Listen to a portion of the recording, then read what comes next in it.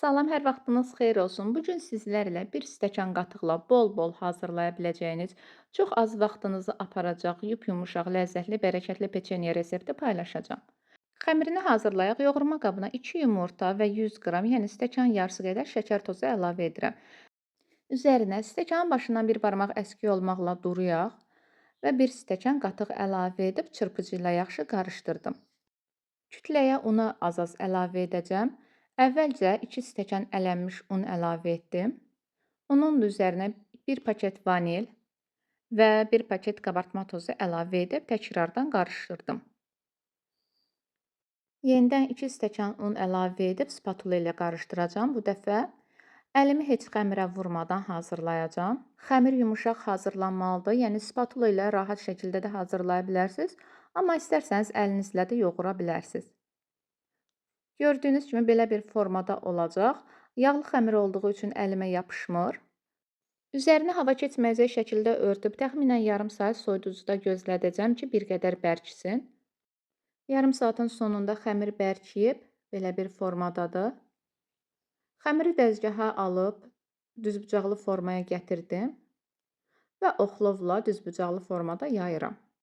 Xəmiri bir qədər genişləndirdikdən sonra yarım stəkan şəkər tozunu xəmirin üzərinə hər tərəfinə səpirəm.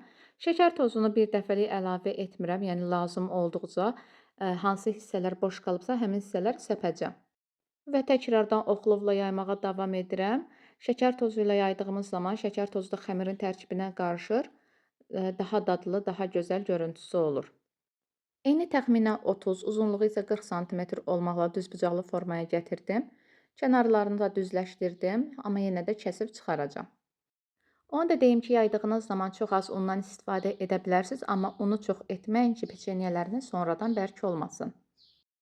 Daha düz görüntü əldə etmək üçün kənar hissəsindən kəsib çıxarıb və təxminən 2 barmaq qalınlığında 3 sm olmaqla hissələrə ayırdım. Formasını, ölçüsünü istədiyiniz kimi təyin edə bilərsiniz. Uzunluğunu isə təxminən mən 5 sm olmaqla bu şəkildə böldüm.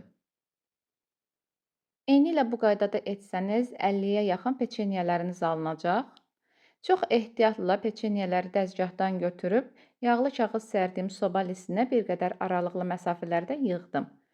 Peçenyelər çox alındığı üçün 2 dəfə olmaqla bişirəcəm. Əvvəlcədən qızdırdığım 180 dərəcəli sobada alt-üst rejimdə üzərindən bu şəkildə rəngi dəyişənə qədər, alta qızarana qədər bişirirəm. Bişmə vaxtı sobanıza görə dəyişə bilər, nəzarətdə saxlamalısınız. Budur artıq yumuşaq, çox ləzzətli qatıqlı peçenyələrim hazırdır. Təxminən 50-yə yaxın alınır.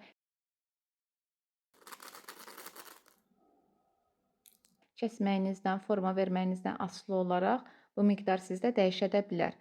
Resepti hazırlasanız nəticəni mənimlə rəylər bölməsində paylaşmağı da unutmayın. Həmçinin reseptlərimdə hazırladıqlarınızın şəkillərini Instagram adresimdə də mənimlə paylaşa bilərsiniz. Bu qədər videonu bəyənib, paylaşıb, dostlarınızda, yaxınlarınızda kanalımı tövsiyə etməyi unutmayın. İzlədiyiniz üçün təşəkkür edirəm. Sağ olun, Allaha əmanət olun.